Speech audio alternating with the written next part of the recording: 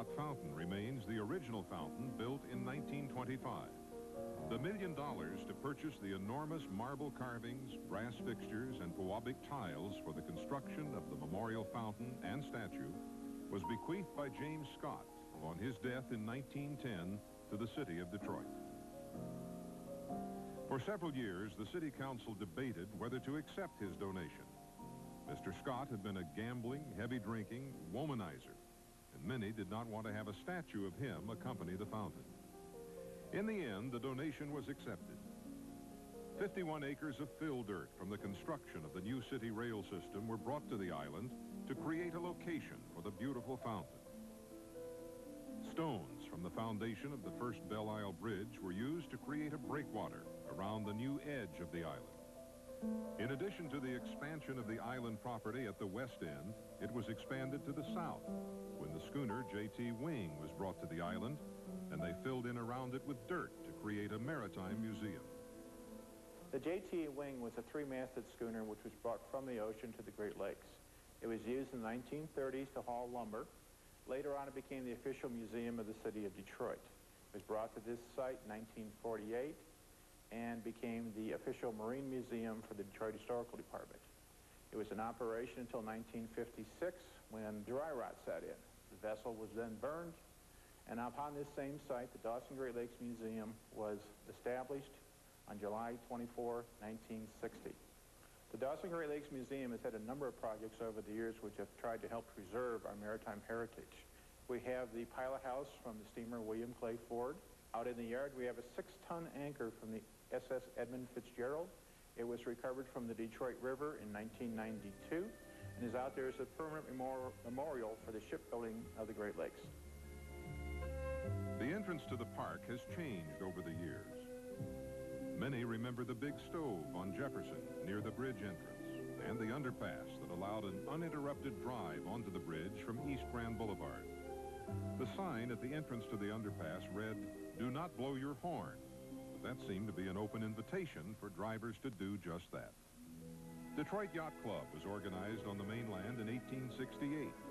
In 1895, the Detroit Yacht Club bought the Michigan Yacht Club facility on Belle Isle. That building burned in 1904, and a new facility was built. In 1923, the clubhouse that is standing today was built on a new site, which is east of the original site. The Detroit Yacht Club has a lengthy history in powerboat racing. Gar Wood, nicknamed the Silver Fox, won the Harmsworth Trophy race in England and brought the race to the Detroit River. The Yacht Club has hosted the Gold Cup hydroplane races for years. It's a nautical sportsman's club where the trophies are testimony to its members' many victories.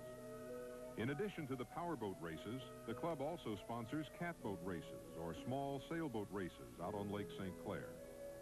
The club's Venetian night was modeled after the decorations that adorned the canoes of the early part of the century during an annual water carnival. The Yacht Club Commodore's Ball is one of its most prestigious events, in which it is traditional for the members to partake in the performance of the Grand March. The Nature Center, one of the newer attractions at the park, opened in 1980. Many schools plan field trips for children to view the exhibits of plant and wildlife in the center and walk the nature trails in the woods.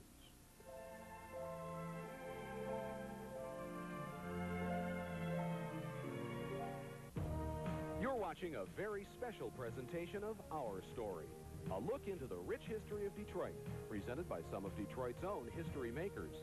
For the past year, WDIV has been proud to present these entertaining, educational, and informative vignettes and specials that have been called the most viewable local TV of the year. Our Story has been produced in participation with the Detroit Historical Museum, the Detroit Historical Society, the Detroit Public Library, and Wayne State University, and is sponsored by Ameritech, the Wellness Plan, and Hudson's. Stay with us for more history-filled fun. The president and his wife Julia were also required to participate in Detroit's social life. They attended weekly balls. Observers wrote that the future chief executive just stood around looking bored. He He preferred his military duties. He lived in this house on the corner of Jefferson and Russell in Detroit. He was Ulysses S. Grant. Now you can lose 1/2 of your weight for free. That's right, free. The program is easy. Lose the first half of your weight at Medical Weight Loss Clinic's regular low prices, and the second half is free. Judy lost 105 pounds, and Belinda lost 51 pounds. You can too. Start losing weight today. Call Medical Weight Loss Clinic at 1-800-340-DIET. That's 1-800-340-DIET. Free offer ends soon, so call today. Welcome to Our Story, a Detroit diary, sponsored by Hudson's. What did Mrs. Marie Owen do in 1893 for Our Story? Well, she wasn't the first woman mail carrier or streetcar conductor. That happened 25 years later. And she wasn't the first woman to vote in Detroit. That was in 1919. But she was very unique in all the United States because it was Detroiter Marie Owen who in 1893 was appointed America's first policewoman.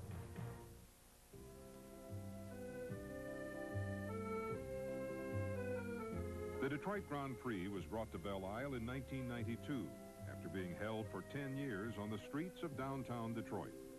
This event attracts thousands of auto racing enthusiasts from the nation and around the world. The island has played host to such historic acts as Houdini, who performed his escape artistry off the Belle Isle Bridge on November 27, 1906. The Buffalo Bill Wild West and Pawnee Bill Great Far East Show was invited by the Elks Club, which was holding its annual convention on the island, to perform there on July 14, 1910. The parade and pageant were held at the grounds where the athletic fields are today. So many activities have taken place on the island. Cricket is played on the lawn by the casino building. Family reunion picnics have been recorded as early as 1899 and are a big part of the activities during the summer. We had relatives in Toledo, in Dayton, in Pontiac, and Detroit. So most of the time we'd come to Detroit, and when we came here, we'd always come to Belle Isle. The woods are peaceful, and feeding the deer is one of the favorite activities for young children and those young at heart. Some of the other attractions on the island over the years have been the riding stables, nature trails, golf course, sleigh rides, and ice skating. All over the island, there are peaceful retreats. At the east end of the island, there's a bike path near the Livingston Lighthouse. The lighthouse is the only one in the world completely constructed of marble. At the center of the island stands the statuesque Nancy Brown Peace Carillon. Since 1940, when it was dedicated by her readers to the Detroit News writer of the Experience column, its 49 bells have tolled at the top of the hour. Echoes of its elegant chimes in a song can be heard on the half hour.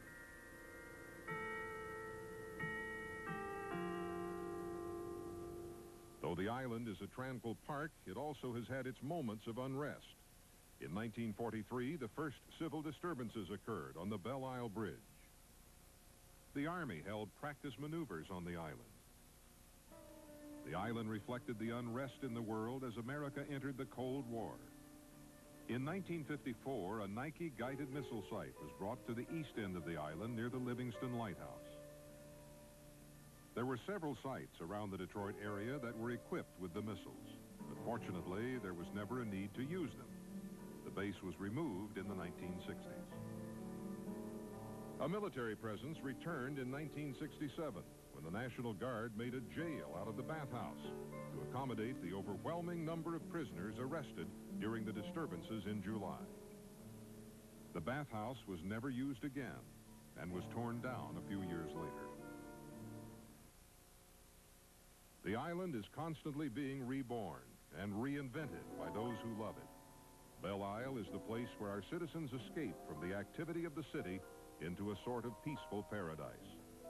Today, the island embraces the magnificent diversity of our town and offers itself, as it has through its history, as a place of new memories, picnics, family reunions, boat races.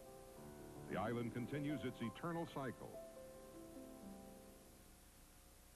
And as it has for its entire history, Belle Isle becomes the setting for a new generation's portrait in time.